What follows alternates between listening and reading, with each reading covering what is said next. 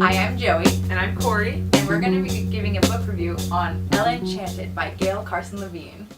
So the basic premise is this girl, and at birth, this fairy lays a blessing on her saying that she has to be obedient. So no matter what anyone says, if someone says, go take a bath, eat that whole cake, go jump off a cliff, she has to do it. It's a retelling of Cinderella, so it has all the main plot points like the balls and stuff like that. And the stepsisters and the stepmother and her dad. There's like elves and ogres and dwarves and unicorns. And fairies, obviously. And princes and knights. And swords and castles princesses. and giants. The way that Gail Carson Levine writes, it just pulls you in. She describes everything so well in her characters that you really feel like you're there, and you really despise the ones you're supposed to despise, and you really like Ella. She's really weird because she's always fighting her curse. Right. So she's always acting. So she does weird things that are unexplainable, and people are like, okay, why would she act that way? Yeah. Why is she so stubborn? And she's a complex character,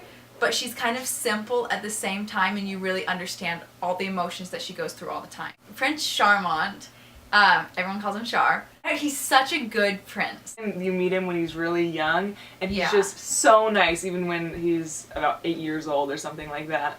And to everyone, to the commoners and whatnot.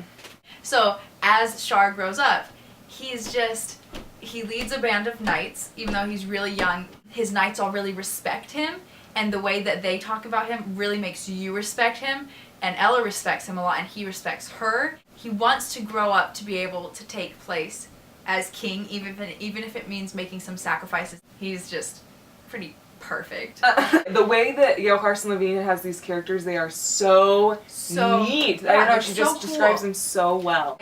The first time you meet the stepsisters, you immediately get this feel of who they are and who's the leader, who's the follower, who, what are their end goals in this? Why do they act like this? I have read Ella Enchanted, I think at least 3 times. 4 of us girls have read it at least twice. The part that always has me so hooked in the book is the climax. It's so good, you're just glued to the page because of the inner turmoil that she has to go through. Because it's all in her thoughts, so you know exactly what's happening. So good. So good. I would definitely recommend it. How many stars do you think you would give it? Out of 10 stars. Oh, for sure 8. Yeah, I definitely give it an 8. Read it. Yeah. And you'll love it. Well, thank you so much for watching, and we will see you next week for another book review. Bye! Read it.